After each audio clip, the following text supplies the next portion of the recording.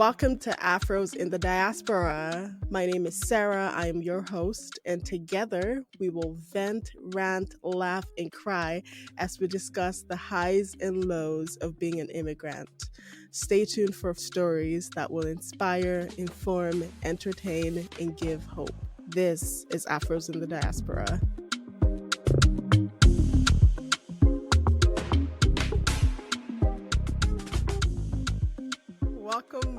Welcome to another episode of Afros in the Diaspora. And today we have Miss Francisca, all the way from Nigeria, but based right here in Calgary. How are you? Ooh. Okay, I'm fine, thank you. How are you? I'm good. Glad to have you here. I'm happy to be here too.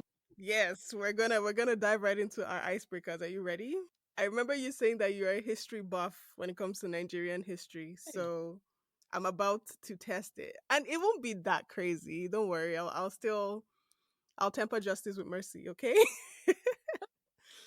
They shake me, oh, my body they shake. Ah. Oh. Okay. Are you ready? Yes, I'm ready. Okay. So with the icebreakers, I'm going to start with something not the history stuff yet, but we'll start with. Okay. Okay. All right. So I'm Nigerian. You're Nigerian. We Mm-hmm. both grew up with Nigerian parents. So I Mm. want you, what Nigerian mom or African mom or black mom sayings do you remember your mom saying to you? A prime example would be if you grab something, if your mom sends you to bring something and you have the temerity to ask, where should I What? keep it? You have the audacity on my head. Put it on my head. Just put it, and they will point right in the center of their head too. Put it on my head. Put it Yes. on my head. Yes. So, do you I doubt remember? you find it at Yep. all. Do you remember any ones growing up, or? Um, um, of course, there's the very often don't eat outside. Oh yeah. Um, don't talk to strangers. How? Which one would I say? My mommy. Mommy T. What did Mommy T used to say a lot though? This one, I don't know. I think it's more Yoruba parents that say it, but I have the perfect answer. I did not kill my mother, so you will not kill me. You know, Hey! my my mom is from Delta States. She said the exact same thing too. She used to say it in Yoruba all I the time. I did not kill my parents. You will not kill me. Me. Yep. And it's a weird whisper too when they say it. Yeah, They don't shout that particular statement. They don't shout it. They'll all the just way. bring it down. And which, I mean, that means it's dangerous. That means, That's the last before anything is about to come outside. yeah, that's like the final warning you're gonna get. That like all the time. Yeah, no, that one very familiar too. Another thing I know, I know this is not just Nigerian moms. I think Mm. Nigerian parents or African parents or Black parents would do this. No matter where you are in the entire Don't house, forget out of who you are. don't forget, of course, yes, there's that, but that remote that is a right there. You know what? The remote control is right there, but they will call you from upstairs, downstairs, the kitchen, the Let me not bathroom. lie against Mommy Tola. I don't think my mommy really did that. Wow, I have to give that one to her. that's She didn't. that's the first time I'm hearing. No, honestly, and also I guess maybe because I was in boarding school for the most part, Oh yeah. I was never really home, like boarding school to campus and then to live in the country. Mm-hmm. Who does she want to see to be telling to come and bring something that is beside her? Right. Yeah. Or if you're crying too much, my friend, if you don't stop crying, I'll give you something to cry about. Me, I cry at all. I just used to cover my face. I say, please. By the time, no, my mom would. She used to do this thing where she's shouting at you, or she's like, we're obviously having some sort of conflict, and you are crying because I'm not very confrontational. Okay. So tears is my only this thing. Oh. She'll not you. Did I beat you? Why are you crying? What, if you did not beat me, why would I be crying? Or if the thing you are saying is not, why would I be crying? What am I supposed to do? Hey, or um, since you are big enough now to beat me, yeah, beat me. As you're coming, yeah, beat me. Hey, that one is legendary. that's that's Oh, yeah. and that Yeah. always happens like when you get a little bit older, you're now in secondary school or since you are now big, you're now growing breast, Abby. You You're can. also Oh yeah, growing wings. come and beat Come me. and beat me. Wahala. Wahala. Mahala Pro Max. Oh, and I'm someone that I really enjoyed like music as a kid. So Mm-hmm. in the middle of the night, I'll go on Trace TV. I'll go and be listening to Wow, music. that's Yes, bold. You're so I'm. bold. I'll go and be listening to music, and then so that when I get back to school, I'll be like, "Oh, have you heard this song? Oh, have you heard this song?" You know that Ah, kind of thing. mm. That's what it was. That's what it was. But so like when they're playing music and I'm singing along and I'm doing the dance, because like I've always enjoyed doing that stuff. My mom would just look at me and say, I hope you know your book. The way you are knowing all these songs, The lyrics to this all song. this dancing that you are dancing. I hope this is how you used to dance when you see your I exam wish, question. no, honestly, I wish my own came more like that, right? My own was that when she was shouting, she would bring it up. She would just say, "If it's your book now that they ask you to read the way you are singing all this song, you'll not be able to say it." I'm like, "Ah, Yeah. Yes. can I not leave? What did I do? Please, can I not breathe?" No, yeah, But I yeah, feel no, like shout out to African parents, man. They do the best that they can. They just do not want you to, yeah, they don't yeah. want you to be left behind or, not be. Especially when that Nigerian frustration hits them. Some Mm-hmm. don't know what they are saying or mean what they are saying. So Yeah. Amazing. Okay, so we're going to get into the trivia since we have a buff with us, a history trivia buff. the champion, the conqueror, the lion is here. The exactly Zobu Zobu. Question. So I'm just going to ask you a few questions, okay? Are you ready? I think so. You think so or you know so? Mr. Baji, I promise you, I'm the best student you ever had. I will not like principal your skill. Okay, let's go. Who is Mrs. Ogbaji? That was my history teacher in high That school. was your Prince history Zion. teacher. Oh, I'm just going to ask like trivia questions about Nigeria. Don't worry, it's not necessarily history. Okay. Are you ready? Yes, I'm ready. Okay, what is the capital of Kwara State? Eh? Lokoja. Nope. Hey, blood of Jesus. Quara. Yeah, you're Ilori. right. Okay. So, what was General Babangida's position before becoming president? Mm? Hey, whoa. Hey, whoa. See. I can give you everything else about IBB. Apart from that, I swear to God. Apart from Ask that. you, 1983, you think structure, every other thing. The fight, the up and down, everything. Ask me. But you see that before, I don't know. Chief of Army. He was the chief of army staff. Now, why if you do could be that now? Of course. Yes, yes. Okay. Oh, So, in what year did Nigeria adopt the naira currency? ah, this is a guess, actually. I want to say 1963 because it's close. It's a, Close. It's just change one number there and you got it. whoa.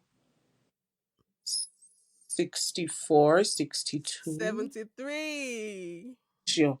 I said, She said sure. I'm like, because I know, like, we became, the Federal Republic, whatever, but before that, under, like, the British Kini, we were still using, like, pounds, right? So, Mm-hmm. yeah, yes, Okay. please. So we know that naira is the currency of Nigeria, right? Yeah. 1 naira is, you know how 100 cents is $1. Mm-hmm. 100 dash is 1 naira. Kobo. Hey, kobo, kobo, Oh, kobo, oh kobo. my God. You want the wine? In the recently concluded AFCON, Mm-hmm. what what position did your motherland come and who carried the gold medal? We were first. If they want to deny it, that's their headache. Ah, We're, we're in the, when you go and check the online now, you see that we became second, even though it's not true. Then ah.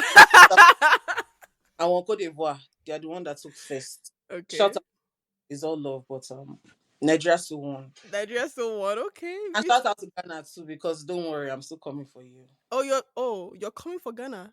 Yeah. My Ghanaian friends know it's a safe space, but it's not. Ah, God. Oh my days. Okay, thank you for indulging with me in those questions. You got like average. Okay. Do you want another few questions, or I because I wanted to make it easy for you? Truly, I have to redeem this image. you have to. Okay, Yeah. let's see. Um, who is Lord Lugard? Who is Lord Lugard? Mm-hmm. Now you find Nigeria well, amalgamation. I really hate that word, but yeah, Yeah, he is the Kiniko that amalgamated Nigeria in 1914. Well, the northern and southern protectorate protectorates. of So Nigeria. who he was the African colonial governor. You're right. So who named Nigeria and what? Flora Shaw's wife, his mistress, is names that shall not be called. Oh, his whole. Yeah, that is not be me talk about. but but she named the country. And what was it called previously before it was named? Niger. Yeah, And then it came together to be Nigeria. yeah, Okay, okay. Niger. You know a couple things. You know who was the first governor? No, who was the first president of Nigeria, and when did Nigeria go into democracy? See, Uh the huh. president technically was Nnamdi Azikiwe, right? But um there was also like the people that were in charge of the different places. So there was Tafawa Balewa, Obafemi Awolowo, and the rest. Mm-hmm. But democracy itself, hmm, I that's kind of debatable. I'm not really sure. I want to say like 1960 as well, but we had like all these many coups because Yeah, Nnamdi was short lived. So it wasn't until I think it was 1999 or 2000 when Olusegun Obasanjo Obasanjo. So that's in the became Fourth first. Republic. Yeah, Yeah, they attempted it a few times, but I guess the fourth time around it stuck. yeah, it did. Three times the charm. Yeah, Fourth. yeah, the four times the juju. Anyway, let's. Yes, I'm hurting myself. Hey, clap for yourself. Clap for yourself. Good job. All right, so now let's get into our topic for today. Yes. And we're just going to gist about what it is to be the firstborn child or the first daughter in a Nigerian home. Oh. And, you know, let's get into it. And before we dive into the juicy meats of that Mhm. topic, just give us a little idea of your immigration story of, when you moved to Okay. Canada and how long you've been here, kind of thing. Oh, okay. Well, all my fans, all my listeners at home, as you do have here already, my name is Francisca Ajayi. Some of you know me as Aditola. It depends on who you ask. Okay. Um, I came here in 2018. I had just finished like my first year in Babcock University, and then I jackpot. Um, I came here as a student, obviously, finished from the University of Calgary officially last year, November. So far so good. By August this year, that will be 6 years, a whole secondary school term. 6 years that I've been in Canada. Um, what else? I work right now in like the social work industry. Um, kind of have a little bit of flair for it, but I'd say my passion is more in history, governance, politics. I think that's where my juices are. But yeah. That's awesome because I'm the opposite. That's where my juices are not. Not In politics, Lord God. no, I feel that it's really tiring. Like mentally it's like It's draining. draining. I feel Yeah. I feel like I'm a little bit of a bleeding heart because I don't even watch the news. I cannot handle it. And No, like it's yeah, it's too much for me. Like I'll be in my bed all day crying about what is going on in the world. Like I used to try to listen to the news, mhm. and even on days where the news hunts me down on Instagram, the rest of my day is ruined because I can't Yeah. I can't do anything mentally. I'm my heart just is broken and Yeah. I'm just Yeah. morose. Um I think, like, honestly, to some extent, you have to lose emotions when it comes to things like this, or you just learn every day to grow a tough skin and just like, because I'm currently in a phase where I'm also like disconnecting. I see mm, you, yeah, I act like, but sometimes it's hard, right? Like yeah. with ignorance and people like spreading fake news and the real things that are going on, it's just like, where does it end? It's kind of. It's a lot. It is. And the fact that like most news stations have an agenda, Yeah. so you don't Yeah. really know what you're hearing, and you don't really know what the No. truth is, which is What why does free press look like? I don't think we've ever met her. what is who? Free press look like? I Free don't. ooh, ooh, Yeah. free pre ooh, okay. I'm not gonna speak on that. Don't come for me. Sorry. Uh, Sorry. but but I do like that's Mhm. the beauty of social media is because people in these spaces get to speak up for themselves and be like, yo, this is what's happening in our Yeah. country. You get to Mm. see like, people report, In what's real time. happening in real time for themselves to the world. Yeah. So then it becomes a little bit more tricky for the news Mm. to negate what people that are Yeah. there are saying, and I, that's yeah. So it's, when you start to see clashing news, like what people there are saying versus what the news like CNN or yeah. whatever those news broadcast stations are saying, Mhm. when they start to differ, then you're like something is not adding up. Yep. You know. Yeah. And I think as Nigerians, we know a lot about that, right? Because like we constantly see like things we experience versus what you see on the news, and they're like, well, politically, this is what it actually is. And I'm like, Politically, are you? Anyways, it's okay. it's okay. Okay, let's get. We've talked a lot about so many things. Let's get back to our topic. Okay. But yeah, Francisca, you are the first child or first daughter, right? Mm, I'm my mom's first child. My dad had two kids before he got married to my mom, and so I'm in the sequence of things. I'm the third, but mm-hmm. Technically. technically I'm my mom's first child, and it was a while before my older siblings came and started living with us. So for a while, like, and very much my mom still looks at me as her first child and Mm-hmm. all that. But what can you say has been the most rewarding part of being a first daughter, first child? Mm. So I'm the firstborn of four children. I have two brothers and a sister. And I really think that in total, watching everybody's growth, maybe it's just me, but I tend to just like always sit back and think very deeply about like my parents and my siblings and where at least the things I know about them, their history, their past, who they were and who they are becoming. And it's like watching people grow is so fascinating. Hmm. It's not even about the heights because if we talk about that, that's just a different ball game. But like seeing them, like their personality, their attitude, like the way they think, evolve and change. I think that's probably one of the most rewarding, apart from the fact that I can eat meat plenty. Throwback to allow me now, I can eat meat plenty, but like it's yeah, it's very. And then there's also the fact that people kind of respect you. It's like, now you two, you're not a child anymore, you're grown, or, Hmm. you are before everybody else. What do you think? Mm, Doesn't necessarily listen to you, no, but at no, least they. So, you that's got the opportunity to say something. exactly what I matters on us, but yeah. Yeah. Oh, I second that 100%. Like seeing everyone's growth. Like my last brother, the last child of our house, Hmm. we legit cleaned this guy's pampas, and now he's doing big boy all over the place. I don't know, like definitely that growth is something. It's definitely like sometimes I'll just be looking. I'm like, is it not you? Is it not you like this? You You that grow. you that Now, you just used to poop everywhere. Or now you want to be equally in shoulder with me. now you're The doing big man, big man. You cannot, your voice is not deep. You want to be doing you know, my second brother. I'm just looking at that boy all the time, like keep going. I'm in front. I know.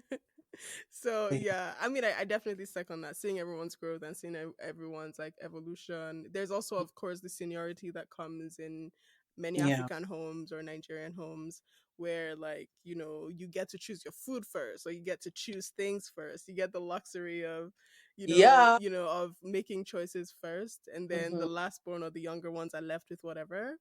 or the biggest piece of meat, or like stuff like that. Like that's nice, Mhm. but then there's responsibilities, and I'm sure as we talk, we'll talk about other, perks, I guess, of Yeah.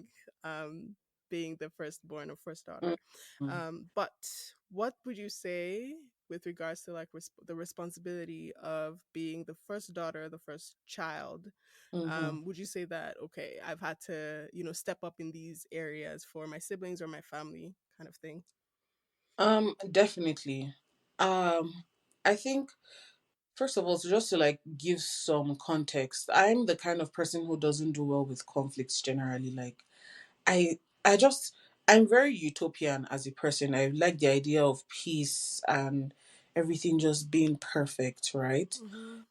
But that's not the reality of life. Mm-hmm. As a firstborn, actually as a first grandchild also on both ends, Oh Lord, okay.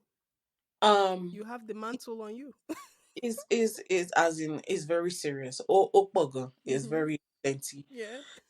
Um it's kind of nerve-wracking when you see things that need to be done, Mm-hmm. or hear things that need to be said, or just generally like you just always have to take on that responsibility. Like you just always have to be in front. You always have to you in fact there's almost no space for you to not be brave or not be courageous, if that makes sense. Like you have to be there, you have to be prim, you have to be proper, you need to be ready because there's so many people counting on you. And Mm-hmm.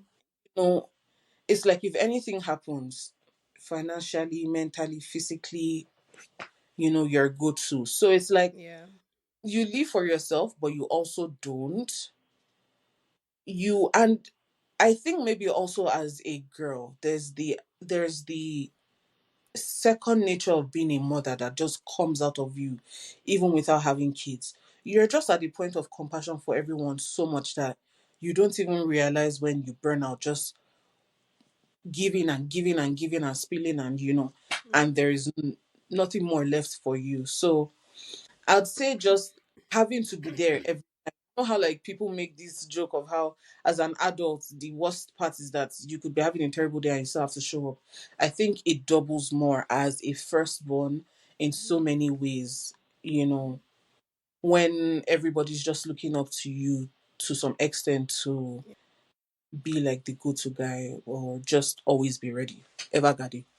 I agree with that because, again, like, as the firstborn, I, from a very, very young age, excuse me, from a very young age, I was responsible for bathing my siblings and getting them ready for school. Like I like I'm the age difference between myself and my next two siblings is 1 year. Hmm. So like there was me, my sister, my brother back to back, and Ooh. then yep, and then my mom waited about 5 years before the last born. But the age difference is not a lot by any means, but I was responsible for getting these other two showered, ready for school, Mm. and I'm like, I need someone to get me ready for school. Like, looking back at it, I'm just like, mother, well, like I was a kid too. But that was it, right? Because there was just a lot going on. My mom also had to Yeah, get the food ready, get our uniforms ready, so like everyone had to pick up some sort of role and yeah, responsibility. And yeah, so, that was it. You just kind of have yeah. to, you're in, you gotta help out and Mm. support, as the first child, especially from whatever age. It gets passed on like that. Yep. And that is definitely the case, I know, in a lot of like uh homes, people I've talked to, like, there's a lot of like mirrored experiences between a lot of Nigerians. I can speak for Nigerians because that's where Mm. we're from. But Mm. like, that idea of responsibility from a very, very young age, like from a Mm. young age, you're in the kitchen, like you are washing plates and you are learning to cook and you're helping out That in the kitchen. that you are shaking. Yep, and you Gonna are, break. it's Don't gonna be. break. It will. Rata. You're helping out in the kitchen. You're already learning how to do Boil small water. things, at least I boil water, cook indomie for yourself and your sleep. I like it just that indomie was the first thing I learned to cook. Indomie, oh nice, mm, quick, and simple. And I was about 6, 7. I think my egg, then water. No, actually it was water, then egg, then eba, then beans before rice. Oh, Indomie, I just use common sense to make no, that one, mom was just like, "Come, put inside water, it's like just sharp, sharp, it's just ready." quick bread. So yeah, like so I think I learned beans was an interesting one for me to learn because I learned it not quick enough. Uh, I did not learn beans quick enough at all, and beans gave me a headache because the first beans, time I cooked it, it's not easy to cook. Like it just takes a lot out of you. It takes long. and It's like in Nigeria, you have to pick the beans, so you're mm, starting from so I we used to pick the beans, we pluck the vegetables, like do it's all those things as kids. Yeah, very my I mom do. my mom would give all of us like myself, my brother, my sister, she'll give us she'll give us little trays and tell us just go and sit down there and pick beans. Uh, yeah, Like if we're bothering her, if we're making noise and breaking things, okay, just go and pick beans. It wasn't a punishment, but it kind of felt like a punishment. you're coming back from school sometimes to pick beans Yeah. because oh, that's what you're going to cook. So Yeah, they that's try. for dinner. Or Yeah, if you're making moi moi, you pick the bean. Oh no, you don't need to pick beans for moi moi. no You go and soak it. So scrub. then you are scrubbing. Oh Lord. But like and thankfully I had like a big cousin. Because she was Mm-hmm. way so much older than me. We used to call her auntie. Um but she came with my mom and she came to stay with us, so she kind of helped us out here and there and with a lot of things. But Yeah. I just remember like the responsibility, like you kind of sort of Mm. have to grow up because as she's doing something you still have to be doing something else. There's always something to do if there. Not that you be watching. Yeah, you're not just going to sit down and of course we obviously would have moments where you just go and sit down, let me make breakfast or whatever, but Yeah. like it's not like you're a slave at home by no means, but you are definitely responsible to Yep. a large extent. Mm. Right. Yeah. I um agree. yeah, so like how would you say that like it has affected you in your process because you're in Canada now. Do you have like any of your siblings here with you? Ah, two of them. Two hefty boys that are parading the whole place. That will Okay. not hear let the word hear word. But yeah. So how do you like find time? I guess because it took some time and intentionality for me personally to learn to be, kind of assert boundaries, even with my mom. Like sometimes my mom would say, you're their mom, because I also have two brothers here. I also have two brothers here. So like, one annoying thing is that I'm busy with a billion things, Yeah. but it's very, very easy for my mom to add it to my plate. Oh, just do it. I'm like, mother, you have two other kids here. Please ask them to do it. No, no, no. You don't just do it now. You know you're their big sister. You're their mommy there. I'm like, no, no, no, no, no. You are their mother. I do not have kids yet. Please. Just for context, I know the viewers can't see, but I'm tearing my shirt right now. As my man wants to blow. I actually I'm going to say this first.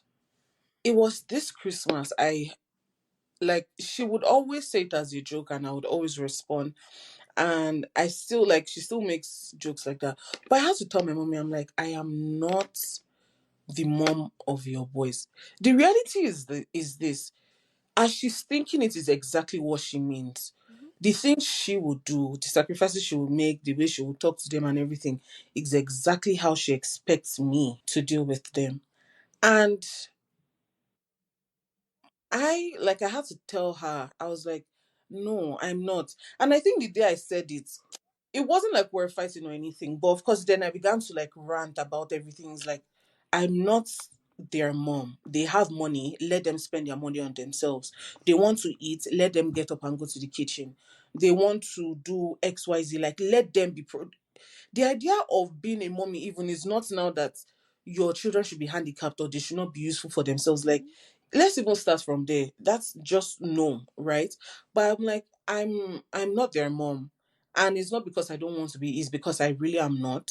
I don't have mhm, kids yet.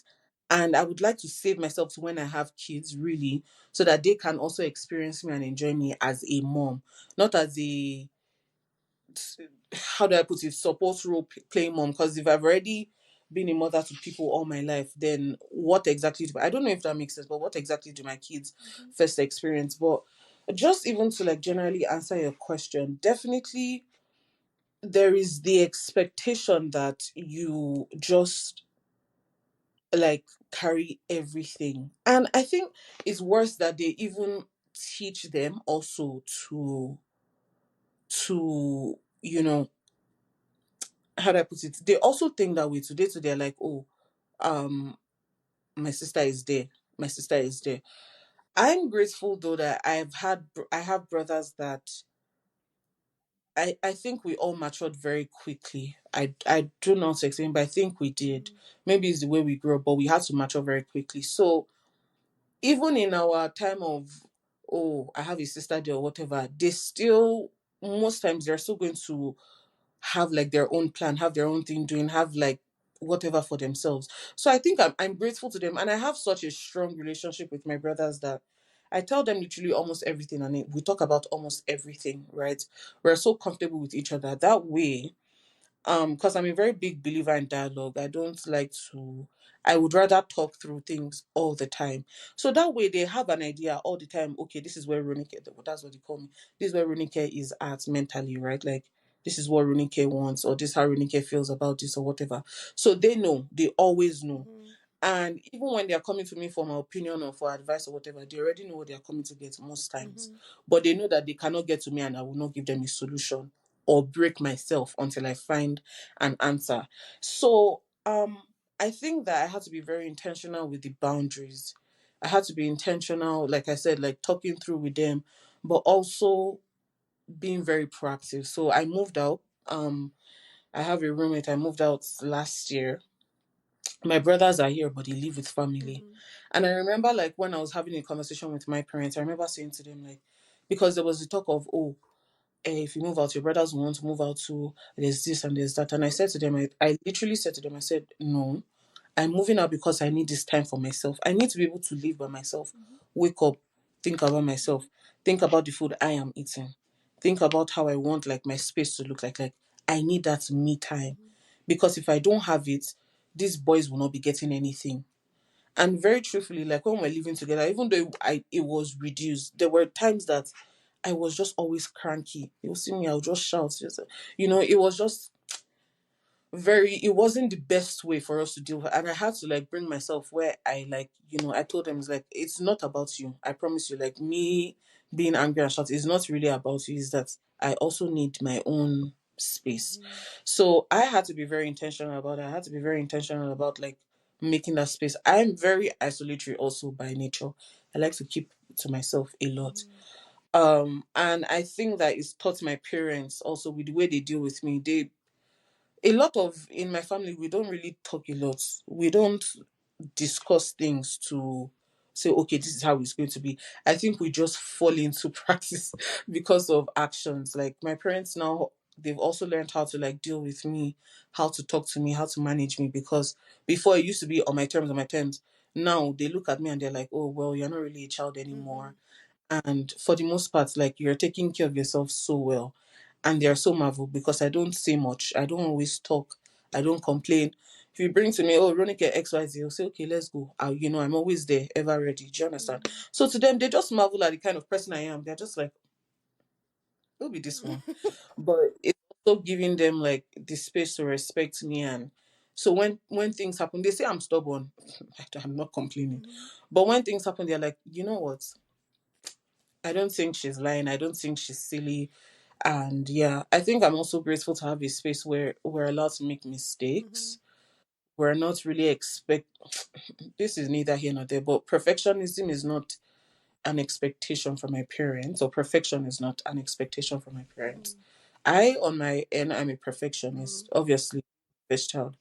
You have to, as my mom used to say then, if you're going to do something, anything that is worth doing is worth doing Yeah. well.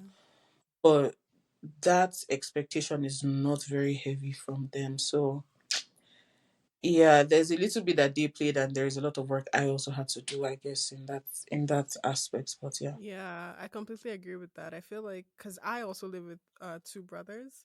Thankfully, we all Mm-hmm. have our space, like our bedrooms, our bathrooms, so we all have like our own Yeah.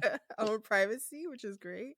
Yeah. Because we're three adults, right? And so everyone needs their own space and privacy and stuff like that. But at the end of the day, we're able to like cut cost in this in this in this in this Economy. in this economy, you know. We're able to, Yeah. pull it together. I can cook, and I know that no roommates will complain about the smell of my goosey or my pounded yam, or like I just know nobody's like we all are from the I. same culture, so like it's if I cook, I Mm, know that like they'll eat and the food will not waste, never ever, mm. right? Oh no, And things like that. one roommate too. Yeah, because we're from the same Okay, culture. that's good. She's firstborn, so there's more to bond over than there is to Fight actually over. go over. Yeah, Yeah. yeah, So. that's awesome. So like I have observed in my time living with my brothers that like the way that I approach some things completely different. And yes, of course, there's the gender factor, the fact that I'm a woman, so I will look at things one way and they're men, they'll look at it a separate way. Mm-hmm. But I've like growing up, part of the first child, first daughter struggle was you have to figure it out yourself. So before Mm, you go to your mom, or before I'll use myself as an example, before I'll go to my mom mm, and say, "Mom, can you help me with this?" I have tried A, B, C, D, E, F, G. I've tried all the options that my little yeah. mind can come up with before I Yeah. say, "Okay, Yeah. mommy, I've tried all sorts of ways. I can't do this. Can you help me?" But my brothers will not even. They're just like, "Sarah, do you know how to do this?" And I'm like, "Have you tried it this way?" Oh yeah, Sarah, you're smart though. You get sense though. I'm like, what's wrong with this bombastic element? I know, right? Yeah. Yeah. Like just interesting like differences in the way that we approach life and approach Think problems about and it. like the layers with which I see things. Because I'm the age that I am. I'm a young woman. Mhm.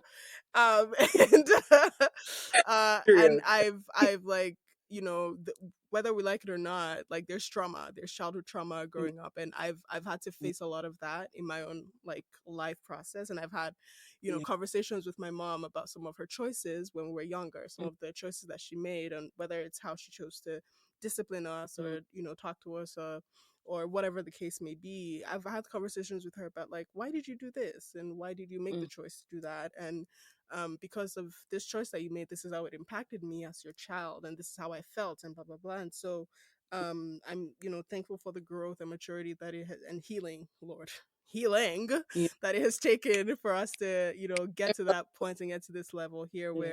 where we're good friends now. And like parents would say that there are different phases of parenthood. And Yeah. as your child gets older, you're no longer necessarily the parent that's trying to impose like, Mm, oh, you have to do it this way because I know you'll fail if you do it that way. Now mm. I kind of have to make my mistakes and figure it out myself. So Yeah. you're parenting, but it's more from offering suggestions and advice, and oh, think about this, Yeah. and maybe Mm, this is a good way to go about it. And also I'm mm. kind of stubborn, so like I will do it the way I want to do it anyway. Yeah. Whoa. So so like my mom knows now how to like Mhm. navigate communication with me, because if she tells With me, oh no, if you do it like that, I'm like, well, first of all, hold on, yeah. what And if? tell And me then what. I ask a billion questions. Those that know me know I'm a very inquisitive and curious Mm-hmm. person in my artistry and just as a human being. And so like the way that I approach things different. But Like, yeah. yeah, but it's so interesting to see how the parenting has evolved over Mm, time, how I was parented by my mother versus how she mm-hmm. parented my last born.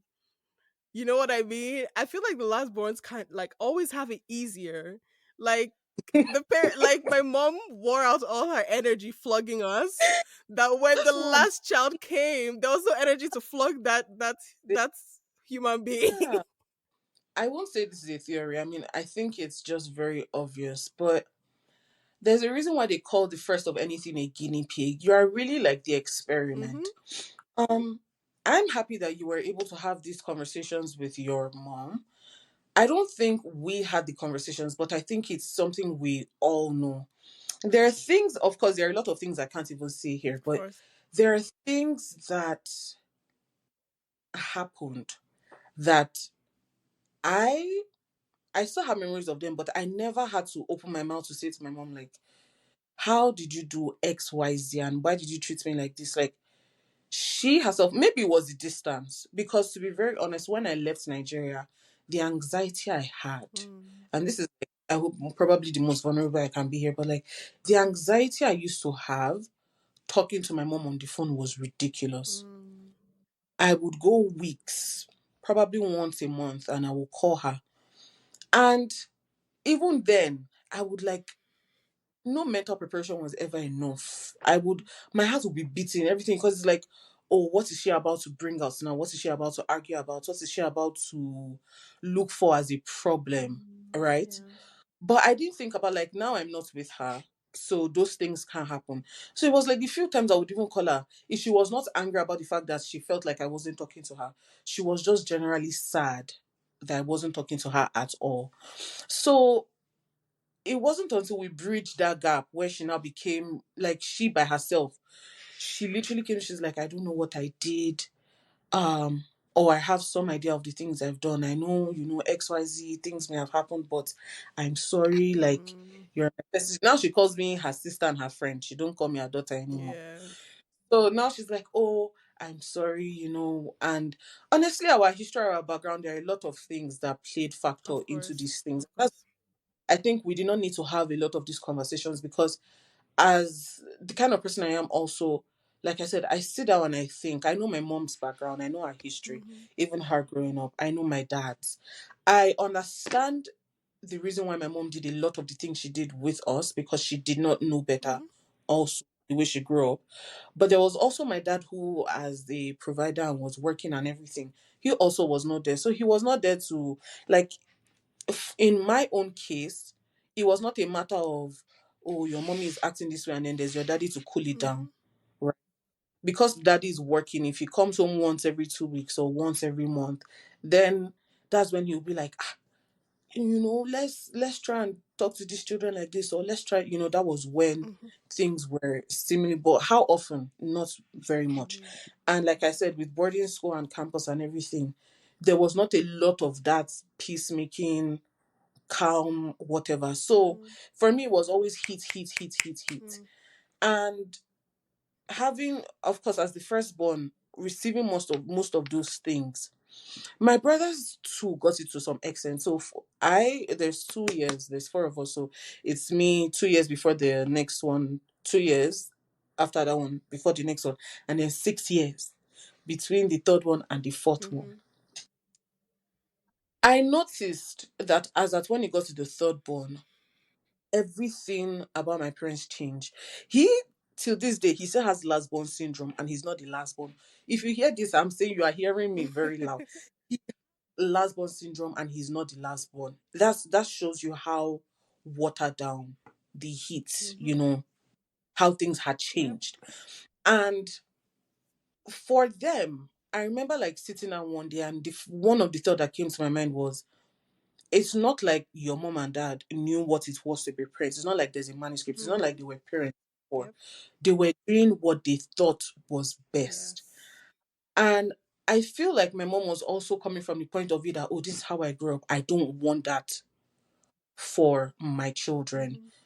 And even though that was not what really happened, she could not really reconcile. It's like she didn't even know what it meant to be in a different upbringing environment, Mm-hmm. or how to be a different parent. So I remember, like, growing up, I used to say to my brothers all the time, I said, I never want to be a mommy like mommy. I Mm-hmm. never want to be a mommy like mommy. Now, I would take those words back Mm-hmm. because I do want to be a mom like my mom. I don't want to do the things she did, but I want to sit down and be honest with myself, right? There are ways I grew up, I don't want my children to grow up that way. And that's how I deal with my brothers in my own idea. Like, I think I'm already even parenting with the way I deal with my brothers, my cousins, like the way I talk to them, the way I handle them. Hardly will you hear me raise my voice. Hardly would you hear me, like, use certain words, or I'm not even up for beating. I've tried to slap people before. I used to miss. So I don't know how to, but of course, everything needs to be Mhm. balanced, right? So it's the fact that they don't know how to be parents, but by the time they have one and they see their parenting technique on one and they say, it be like say I don't too strong for this one, may I soft hand for this one. Mhm. Then they have the other one, I don't too soft for this one, may I not too strong, but may I not too soft for this next one. Yeah. Then they begin to get it. Yeah.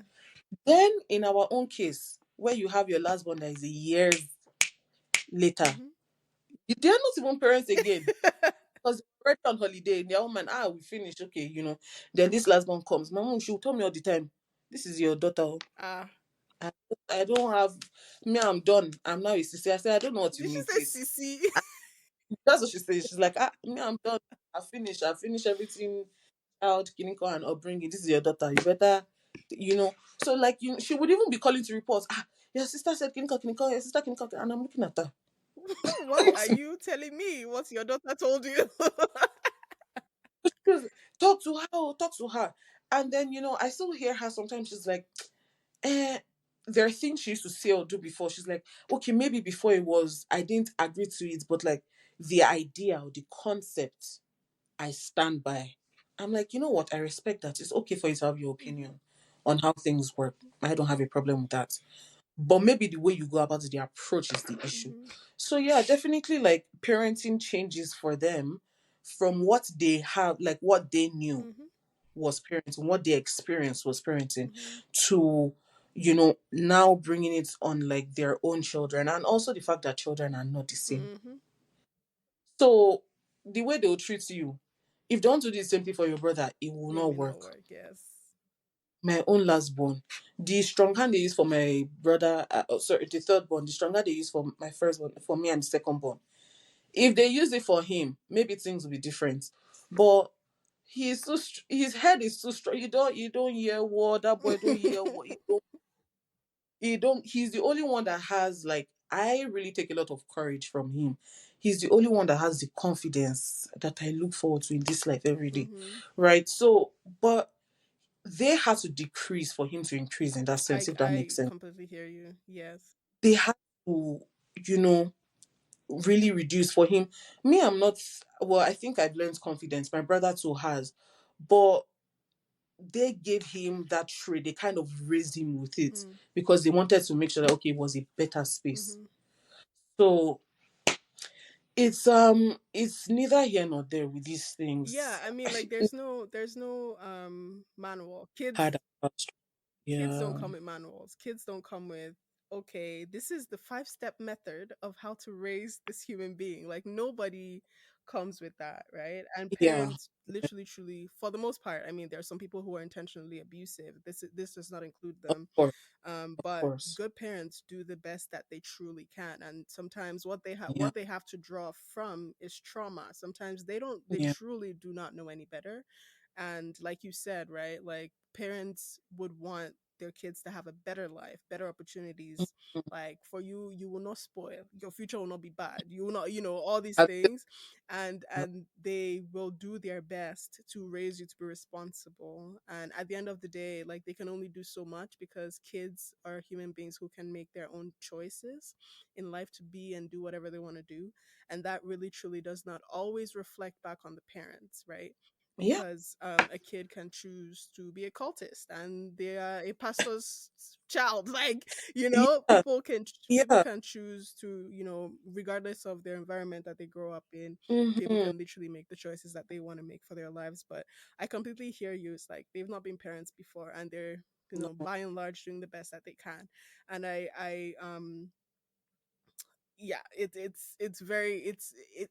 has helped me, and it helps me every day, because, like, the more I live, like, in my own personal healing journey, just, as a Mm. in general, in, like, all that life has thrown my way, I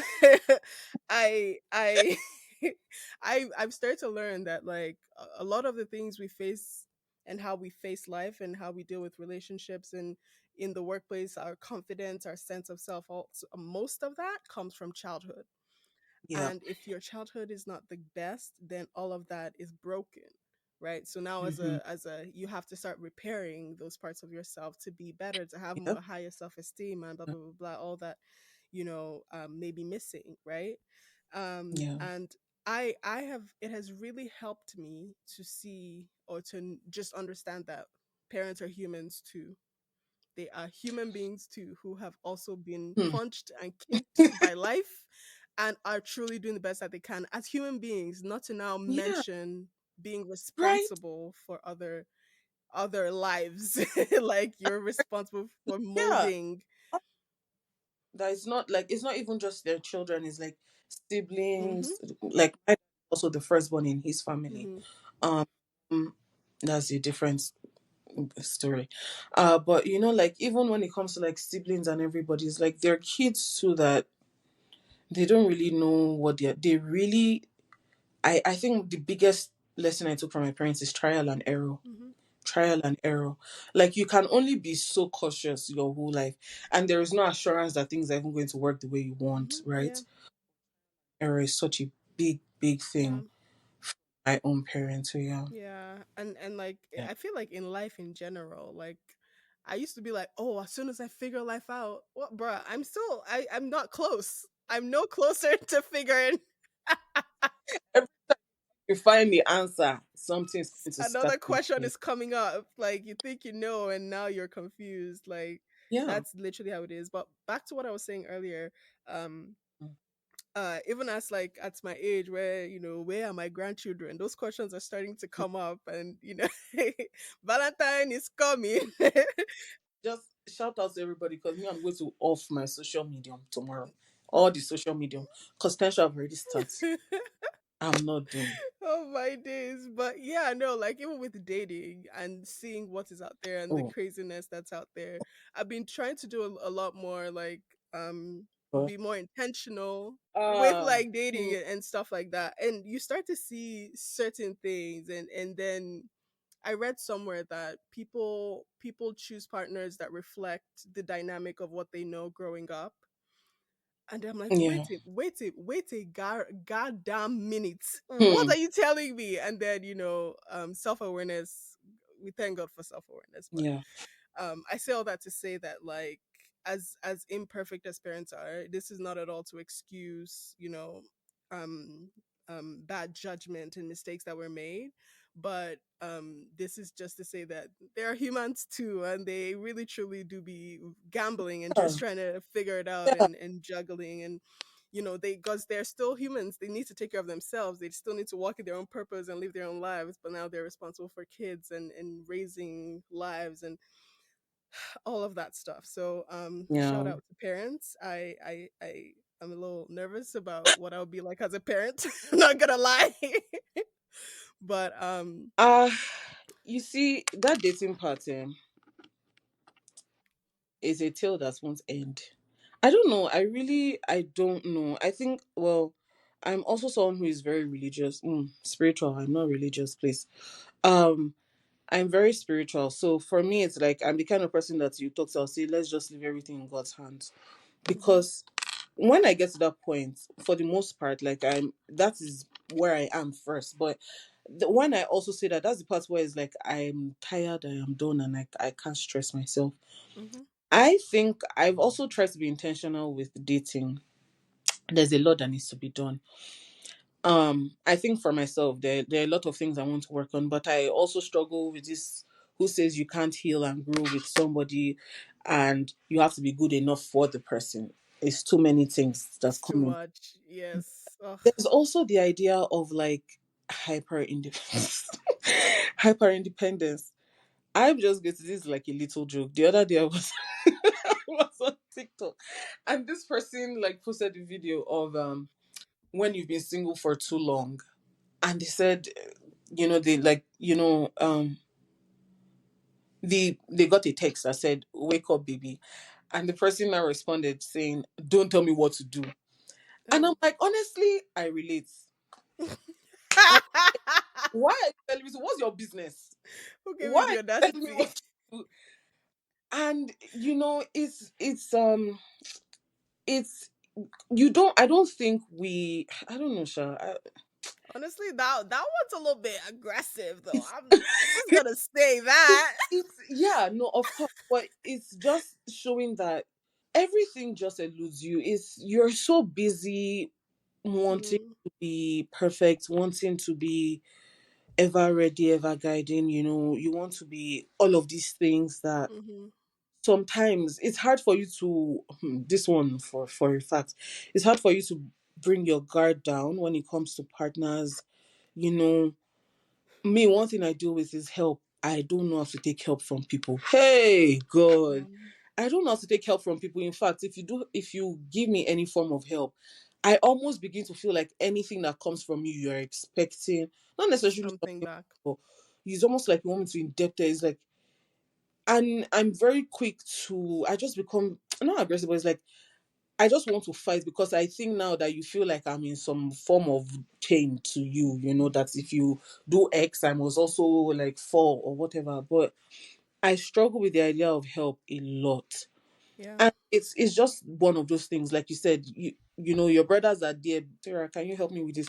But you would have already thought of heaven and earth. You are already looking for ways. So Mm-hmm. really hard to, and that's the whole idea of dating or marriage and love, right? Like you have to keep reducing so that the two of you can increase together. And it's really hard. I don't know how to reduce. Reducing what? Like you just it's the whole idea of compromise, right? Like I'm not saying you don't Mm-hmm. have to be yourself or anything, but it's that there are a lot of things that might not necessarily align, Mm-hmm. right? Me now, I don't like people helping me, but I still want you to show that you are thinking about me or that you are thinking about me. How does that make sense? No, tell me. My Somebody dear. and say, "Oh, I was just thinking about you. I want to." I'll be like, "Oh, thank you, but I didn't need you to." Ah, please. No, you get. So it's like just say thank you and leave it there. obviously I'm more considerate. It's not that as it comes I say, but You say, yeah, I get it, I it's get it. those like it's a lot of things that you have to unlearn. When Yeah. and I'm not the one that you will hear say something like this about this feminine masculine energy. I really hate that topic. Yeah. Sorry to everybody out there. I really hate hearing it. But I do see and understand some of the things they say. You just don't know how to not be a firstborn when you're a firstborn, I think is what it is. Like, Yeah. And a lot of things play into it too. Yeah, like your family, the type of family you're from, mm-hmm. whether, the culture you're from also plays into it, your background plays into it, Yeah, upbringing plays into it, childhood plays into it. So for me, I think that like I don't know. It's all that I know at this point being a, firstborn to an extent. Like I said, I do have older siblings, but yeah, um it's still it's something that me personally I'm just choosing peace. And like if I'm not okay with something now, I'll just yeah, say, yo, I'm not okay with that. yeah, Like if I'm like there's an open line of communication where I can just tell my mom or my dad, as opposed to like growing up where I just felt like I had to do it, right?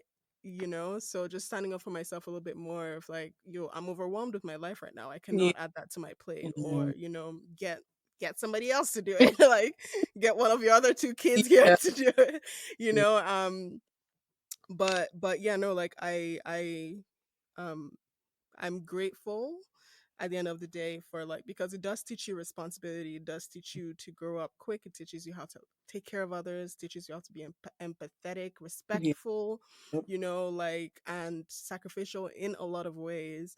And so there are definitely like pros, but there are definitely cons to it, right? Growing up too quickly and being yep, sacrificial to the point of self neglect, and all of those other things. yeah, But at the end of the day, like all of these things are what make us who we are, and yeah, we can like, the beauty of it is we can be intentional about putting ourselves forward and mm-hmm. putting ourselves first and building ourselves and building our confidence, our voices, and being able to speak up for yourself and to take up your own space as a human being, which can be really hard when you kind of have to just say yes sir, yes ma, Yeah. yes mommy, yes daddy, like every time, and getting to a point even as you grow up and become an adult and mature, and now you're able to have a conversation with your mom like, well, I how about we try it this way, Yeah. and kind of it becomes more of a give and take, Mm-hmm. which is always amazing when you can get there and your family can get there as well. So I think that sometimes we don't talk about the work that, especially like as a female, the work mhm, that we do when it comes to retraining ourselves as firstborn, right? mhm, I feel like a lot of people would understand better how to deal with us if those conversations are had more often. Like, mhm, you know, like the things I'm saying now, like I have to unlearn hyper independence to some mhm, extent. I mhm, have to unlearn this idea of being indebted to people, um, or just always wanting to take care of things and not like letting other people take care of things, or just wanting to be logical and like orchestrating the whole thing, be the mhm. one hitting like, that leadership uh, trait that just always jumps out in you. Like, I wish we would talk more about how as a firstborn, there are a lot of things you need to unlearn, especially like depending on the kind of background you're coming from, with like trauma and healing and stuff. There is a lot of work that I think Mhm. we do, especially Mhm. better people ourselves, Yep. just generally in this society, or even when it comes to having partners or friends, or because these things affects us more than we think. It's not even just about dating. It's like your friendship too. Like, how do you deal with Mm. it? How do you Mhm. with how you work in the office, like you said, right? Like your confidence, or just even just how you respond generally to everything. So I think Mhm. we need to talk more about it. I think people need to talk more about what it genuinely means to be a firstborn, even though there's no like archetype when it Oh comes yeah. to, your experiences. We need to have conversations around it and talk about how to really deal with somebody that's trying to learn or heal, because it's not as easy as it sounds. And this is not to downplay the work that everybody does into being better people themselves. It's definitely, and I would imagine what like a firstborn boy would even say, you know, as Yeah. us, because we're having these discussions. Of course, it's not easy for us, but what the responsibility looks like. Somebody's already training you to be a protector, provider, Yeah. thing from like when you are 5, right? Like Yeah. it's it's draining. Yeah, there's definitely a lot to it, and like you said, there's no archetype and there's nothing that is set in stone. Mm-hmm. But we have talked a lot about this today. I hope you can come back for a part two, Oh, because this is juicy. You feel me? And we can also just talk history, and we can actually just gist on the podcast. definitely. If you call me, I answer 5 times. Yes, amazing. So, before you leave, just give us a word of wisdom Hmm. that we can hold on to. Ancestors, spirit of my father, give me wisdom. Uh-uh. Personally, I am a very big believer in the fact that this life is not something you can do by yourself, right? Like, Mm-hmm. know God, love God, have people that you know and love in your corner, and just like take it easy on yourself. That's my biggest like takeaway. Like, be patient. Honestly, don't ever stop being patient with yourself. I'm not saying be too relaxed, but be Mm-hmm. patient. Like, be intentional about loving yourself. It's not you wake up, oh, I'm so fine, I love myself. No, like every part of you, your wins, the things that you don't like, the things you love, the things that you don't feel anything about, like take care of yourself. You when all else fails, it's just you for you. Like, Mm-hmm. be your biggest advocate and believer and lover, and literally the world would adjust. I know I'm Yeah. but this is not a joke. Like, once the Bible says, as a man thinketh, so he is. Like, the way you, Mm-hmm. or the way you think about yourself, the way everything about you radiates, is the way your reality and perception will be. So love yourself, and that way you'll be able to love others, and Others. peace and blessings and love of Christ. Mwah. Mwah. You Hey! did it. So, if you like, you can tell the people where they can find you on social media. Ha. um I am on Instagram at cis.ca_Siska, from Francisca. Um, TikTok is the same thing, but I don't do TikTok. In fact, if you go to my Instagram too, is empty. If you just want to follow me, go there. You see, sometimes I drop word of nuggets. Sometimes I just do, but for the most part, I try to go on and off. So yeah, follow me there if you want. And watch out for some of the things I have to come by God's grace very soon. And yeah, yeah. Awesome. Thank you again, Francisca, for your time and for sharing with us. Thank you so much, Sarah. I'm really grateful for this opportunity to speak and to share, and even just to hear you also, like, exchange this. It's really lovely. I love listening to the podcast. Um, Yeah. Amazing stuff. So thank you for making this space for us. Thank you. That's so great to hear. And to our listeners, we will see you next time. Bye, guys. Bye.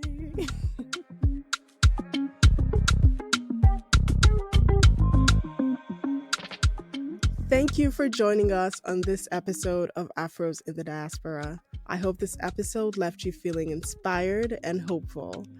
To engage, feel free to like, follow, share, and subscribe to Afros in the Diaspora on all social media and podcast platforms. Remember to leave a review and a rating. If you would like to be a guest, please reach out.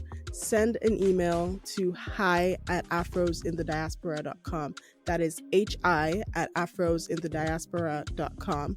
Or send us a DM on Instagram at afrosinthediaspora.